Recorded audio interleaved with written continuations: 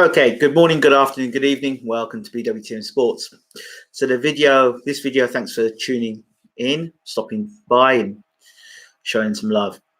If you haven't subscribed already, please do hit the subscribe button, smash the like button, and share the video. And make sure you are hitting that notification bell to ensure you get the latest videos. So here we go. We're talking about Deontay Wilder. A bit of fluff. Deontay Wilder versus Luis Ortiz, the rematch. I did in my first fight, the first fight, that Deontay Wilder will stop and smash Luis Ortiz. Yep, Luis Ortiz was feared as he was the most feared man in the heavyweight division. Let's take you back to then. The most feared man in the heavyweight division, the most dangerous man in the heavyweight division, the man that Deontay Wilder was ducking. Remember that? Remember all that stuff? Wilder is the only heavyweight in the world that was prepared to face him. Fury didn't want to face him when I asked him. That interview's on this channel. Joshua had found other ways to swerve Luis Ortiz. Dillian Whyte found a way not to fight Luis Ortiz. And those who did fight Luis Ortiz found themselves getting KO'd or getting stopped. So Luis Ortiz was the bogeyman in the division. I always said to myself when Luis Ortiz was around, I said, you know what? He's never fought a real puncher. A guy's really going to punch him back. And he had that time off, he got banned and he came back and he fought that one-round knockout he had. And I said to people, that guy is not preparation for Deontay Wilder. He needs to fight somebody tall and long and fast. At least somebody tall who can bang. He hadn't been in with a real puncher until he met Wilder. And no matter what a fighter does, when he's not getting hit back or he's not getting hit with someone who's got power, they look good. It's how they respond to getting hit hard. Do they still box the same way? When they're put under a certain sort of pressure, can they still perform? Those who can perform while getting hit hard, still to an excellent level, we would consider those guys world class. So when you look at Ortiz's resume, really, who's the best guy Luis Ortiz has fought and beat? And then you start asking yourself the question, well, why is he a bogeyman? Now, on this channel, again, it was revealed way before on any other channel that Luis Ortiz was closer to 48 or 49 by Amir Mansour in our interview. And then the world has taken that bit of interview and has run with it. That came out about almost 2 years ago, that Luis Ortiz was about 48 then. So Ortiz must be close to 50 now. Now, it baffles me that people are expecting a better fight the second time round. People expect Luis Ortiz to put on a better performance second time round. Well, check this. If you look at Deontay Wilder, right, when he started his career to what he is now, his technique has improved considerably. If you look at what he did he's fighting against Howard Sconias that dropped him and had him down for the count of 9. But that video is completely off of YouTube. If you look at that, Deontay Wilder, when he fought Dustin, I don't know what the guy was, and he got dropped by that guy. You remember that? Deontay Wilder. To the Deontay Wilder that fights in 2019, it's night and day. Deontay Wilder has had where people call bums and don't understand boxing. He's had a lot of time to practice, target practice. Practice landing a jab and landing a big right hand. Landing a jab and landing a big right hand. Placing the jab, finding a spot for it and landing a right hand. And over time, Deontay Wilder's style has evolved. So the jab has gotten better. The right hand has got straighter. You know, he's following through more. And the confidence of Deontay Wilder has grown. The way Wilder talks today, the way he is today, if you listen to Wilder when he started his career to how he is now, again, night and day. Now he has really grown into being an ambassador and being a champion for their heavyweight division. He really believes he is the #1 guy in the division. And if you looked at his fights and the way he's putting guys away, despite those detractors out there that would detract Deontay Wilder, regardless if he could box, if he could swim, if he was the fastest man in the world, if he was the most intelligent man in the world, if he was had the most money in the world, there are people that will still detract him, because they're them kind of people out there that will never think he is good enough. Those people, and the majority of those people are sports writers. The majority of the people are in media. The majority of those people are spinning and controlling the airwaves. The other thing is Deontay Wilder is more or less is free. So he's free to do what he wants. So he's not at the mercy of any network as per se. So he's not one of these guys that will do as he is told. And when you don't do as you are told, you become not only a threat, you become unpopular. So it's easier to say things like, well, Deontay Wilder, he's... I'll say in a second. Let me look at your fighters and the guys that you are. Deontay Wilder is the most exciting fighter in the world of boxing today, bar none. None. Don't tell me Lomachenko. Don't tell me Devin Haney. Don't tell me Garcia. Don't tell me Canelo. The most exciting guy in world boxing today is Deontay Wilder. Why? Because he delivers knockouts. Brutal knockouts. When people pay to watch boxing, they're not paying to see a man do 12 rounds. They're watching to see a man get taken out. And Deontay Wilder, pound for pound, #1 in the world, takes guys out. Everyone he fights, he drops, he hurts, he stops. That's a fact. That's not. I'm not debating with you on this. There's nothing to debate. But he's not Deontay Wilder in terms of pound for pound punching power. And Mr. KO, that's Deontay Wilder. Yeah, but he's not technical. You had Floyd Mayweather. You got Terence Crawford. Oh yeah, but Crawford don't punch like Wilder. So you guys can't please you. Ortiz looks every bit of 260 pounds at press conference. He might have his weight loss camp preparing for Wilder. Listen to me. For me, yes, Mr. Boxing Day, good to see you in the room. Listen, I don't care how much weight Ortiz makes, he takes off. As far as I'm concerned, you're 50 years old. You're not going to improve. People expecting for Ortiz to improve? No. What I think Ortiz can do is use the experience that he's got that he had against Wilder in the first fight, and use that experience and set a training camp and say, right, these are the mistakes I made last time. I mustn't make those mistakes again. So he can make adjustments. But what has he done to sharpen the tools up since the last fight to this fight? Since the last fight, Wilder has fought Fury and he's fought Dominic Brazil. So he's had some time coming off a devastating knockout win of Dominic Brazil, which I kind of warned you all that Wilder was going to run straight through Dominic Brazil because he was tailor-made. I said if Joshua is hitting Brazil with them clean shots like that, then if Wilder hits him once, he's going to go over, and we saw that. This fight, this rematch, I'm sorry, people, but the way I look at it is that in this rematch, Wilder is going to take Ortiz out spectacularly within 4 rounds, if that. Why? Because you've got a guy now that in every fight is getting better.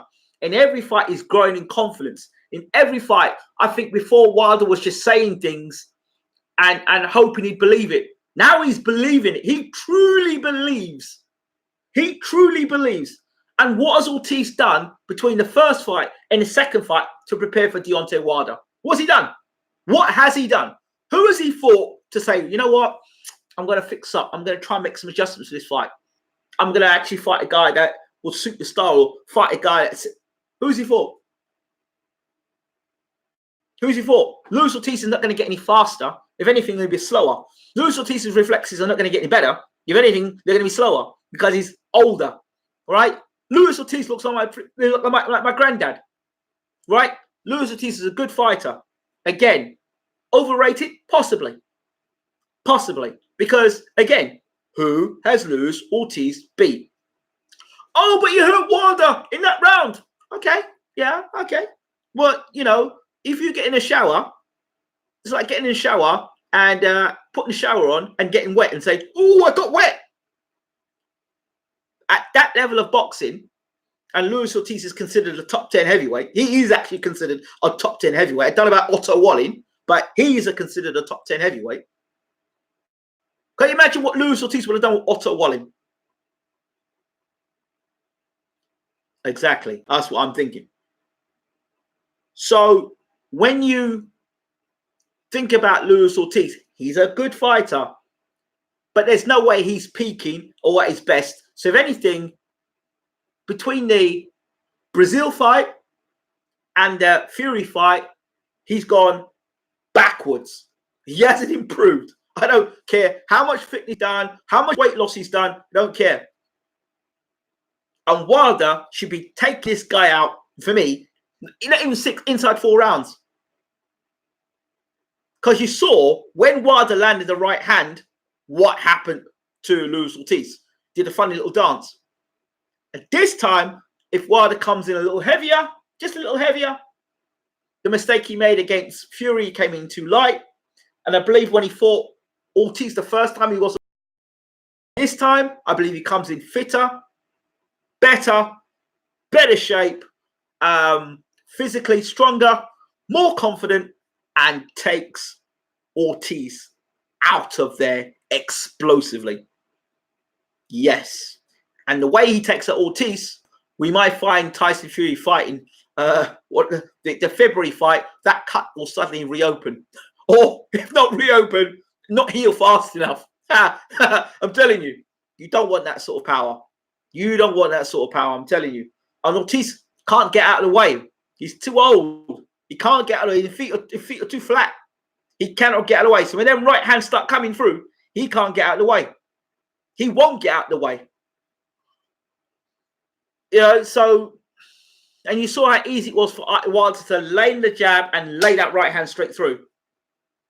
So it will land faster and more effectively. Is there anyone that can beat Wilder at the moment?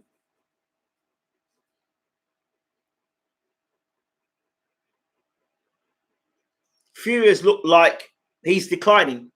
He's looked like he's declining. I think he is declining. I don't think he's improving. And I don't think all that weight loss when you're going up and down in weight, up and down in weight, up and down in weight, that has an effect on your body. Of course, when you don't train, I mean, if you allow your body to go 30, 40, 50, 100 pounds overweight outside of boxing, that's going to have an effect on you. And I say this as well to guys like Errol Spence, talking to you, and the other fat boy, what's his name? Deontay Davis. Have some pride in yourself, boys. Have some pride in yourself. You are professional athletes. You are being paid X amount of money. Keep yourself in shape.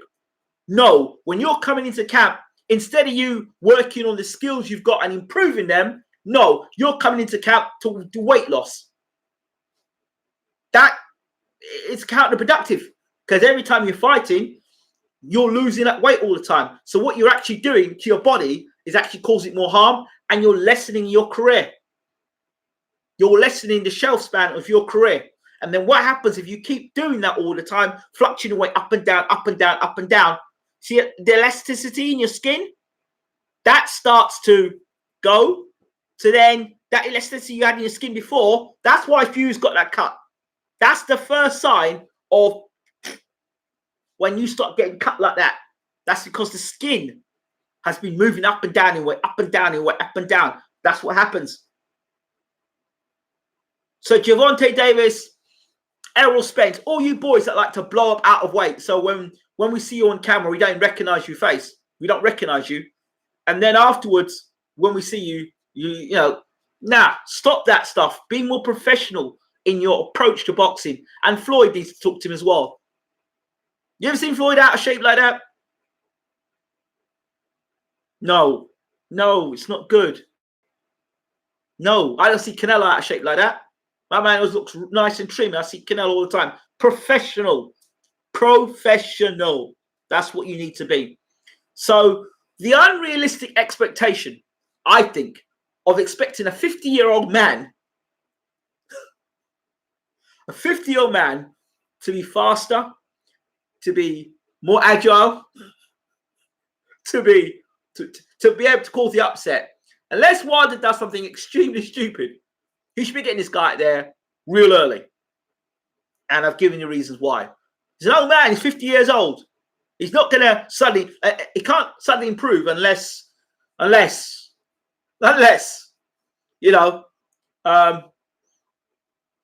he likes Pac-Man. You know what I mean? Get some of them Pac-Man pills. Other than that, I don't see how. He's in the same stuff as Nigel. Oh dear. Yeah, I'm sorry I don't see it. And I'm sorry if I feel, I could be made to look really stupid here. And Luis Ortiz may go on to be heavyweight champion of the world. He's got the power to do it. But Wilder's too experienced now. Yes, hello, Denise. Wilder's too experienced now, too savvy. And he spent, and by the way, those guys who keep going out and saying he fought a lot of bums, you've not got a clue about boxing management. Wilder also is one of the best managed fighters in the world today. And if David Price was managed the same way, he wouldn't be in the position he's in today. A lot of the people that talk about bums don't understand boxing management. A lot of people that talk about bums don't know about matchmaking. They have no idea. And they're the same people down and watch a certain promoter talk rubbish all night long about his stable of fighters and the best stable of fighters in the world. But they themselves, when they step up, their matchmaking is absolutely dreadful. Dreadful. And all their prospects you see on their prospect show, that people pay money to watch them in prospect show, they're only being built up to be cannon fodder, because only what ends up happening is that they do these shows to get unbeaten 15, 20 fights. You start calling them the Northern Golovkin or the next Ray Leonard, the English Ray Leonard, and then they fight somebody half decent. The matchmaking isn't great, but their matchmaker's like a fanboy, and you say, "Oh, this guy looks a good fight with this guy. Let's make it happen." And then they get their ass whooped. That's what happens. So, truth be told, Wilder will look to blow him out, and the fight won't go around for Ortiz to gas. Ortiz needs to trade early. Yeah, Ortiz trades early, Ortiz gets knocked out early. Much respect to you and Shao. Yeah, Mr. Boxing Today does great boxing coverage. Absolutely great. If you know about heavyweight boxing, check out Mr. Boxing Today. Get across to your channel. Subscribe to my man. Don't just subscribe to his channel. Hit that notification bell. And when you get a chance, retweet his videos. Share his videos against social media. The man knows what he's talking about. But, yeah, I think in terms of Wilder, like I said before, best heavyweight in the world for me. Most impressive heavyweight in the world for me. At the moment, can't talk about Hunter, can't talk about or Usyk, but the most. Watch my prediction for the GGG fight. If Deverenchenko beat him, I wouldn't be surprised, because GGG's finished for me. He's done. No, he's done. He was never a great fighter. He was a good fighter that was fed cannon fodder and blew away cannon fodder. And then when he had to really step up and knock a guy out, he couldn't. That's GGG. This is competitive fight he's in. Have to give him props, and he'll probably get his ass whooped as well. No surprise in there. If he got beat, I wouldn't be surprised. Is GGG he's a myth. And how dare you mention how GGG would punches the same as Julian Jackson? When Julian Jackson hit you, you knew about it, and it was against all levels of opposition. That's my boy there. But anyway, back to my point. I think it's unrealistic expectations for some. GGG dealt with everyone in his weight class, but Canelo is special. Really? He dealt with everyone in his division. Didn't deal with Danny Jacobs. You're lucky. That other guy wasn't around. Was it Proska? What's his name? I don't know pronounce the game again. That was amazing. Pirog. That's the guy you want to be talking about. That was a guy that would have beaten GGG, and I believe Pirog would have beaten Canelo as well. That was a bad man. Dimitri Pirog. Go look at Dimitri Pirog. Watch his upper body movement. Watch his way he slip punches. That was a bad man. That was a guy that can punch. And look what he did to Danny Jacobs. Dimitri Pirog. And he had a back injury. Golovkin didn't want any piece of Dimitri Pirog.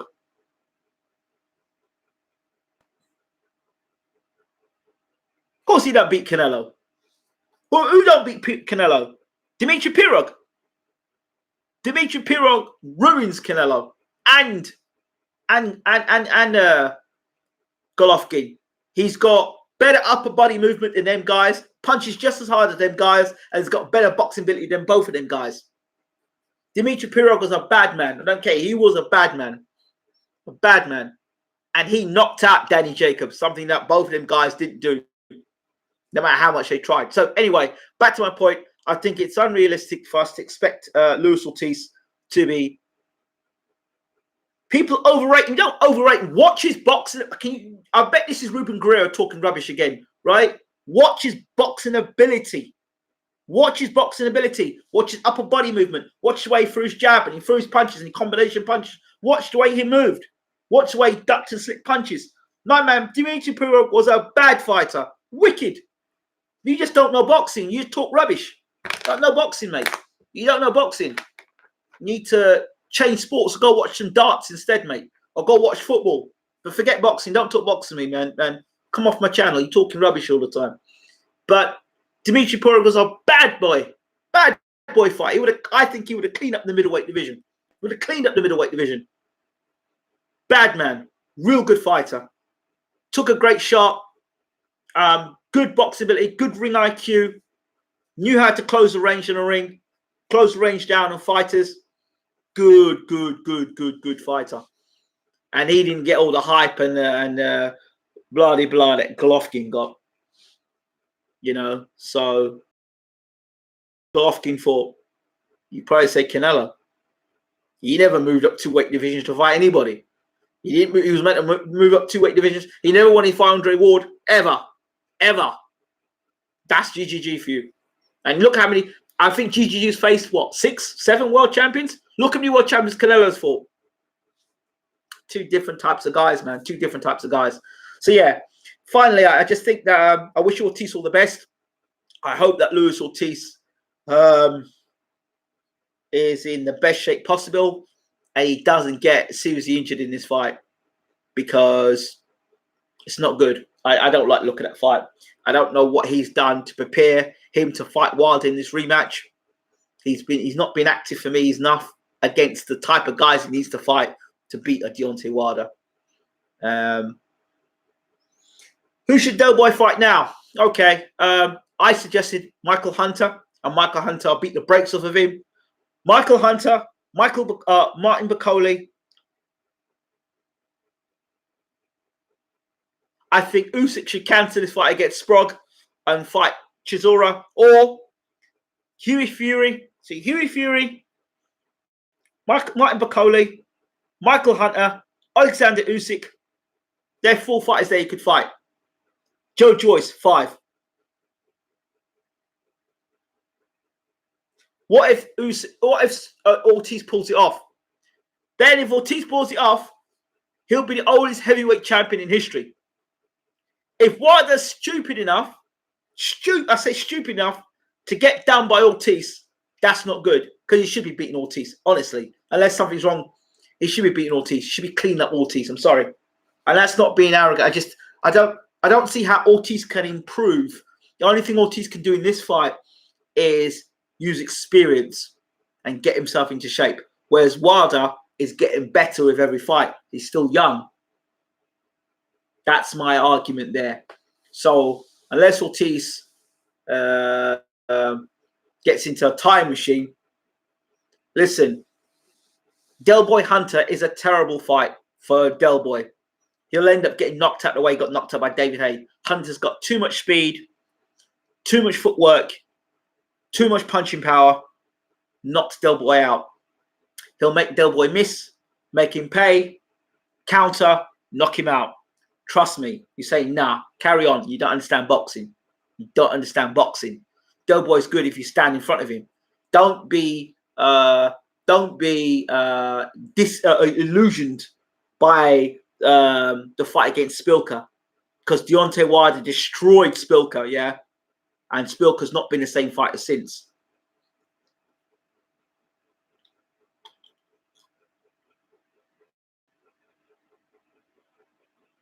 Derek's only been stopped by 2 guys, yeah, and both guys stopped him the same way. I know Derek Chisora. I've watched Derek Chisora up close. You don't tell me about Derek Chisora. Derek Chisora fights the same way every fight. How do you beat Derek Chisora? You beat Derek Chisora by frustrating him, using a jab, lots of movement, right? Let Derek punch himself out, and in round 7, 8, 6, 7 rounds, he'll punch himself out, leave himself open, and get knocked out. He throws the same punches all the time. Man, you need to sit yourself in some corner, man. David Haye had unreal power. Oh, he had so much unreal power. How come he didn't knock out Klitschko? Stop talking shit, man. Get off my channel, man. Get off my channel, man. You're rubbish. Actually, I'm going to block you because I'm fed up of you talking rubbish on my channel, man. You go week after week, week in, week out. Somebody block this guy. Week in, week out, week in, week out. You come in talking the same crap every week and you don't improve. You don't learn. You're one of the guys in boxing that just do my nuts. So you're getting blocked. Sorry. Enough. You're getting blocked. Bye. So yeah, enough. Enough. So yeah. I'm not coming back to deal with that nonsense. Yeah. Ortiz, absolutely, I think gets knocked out.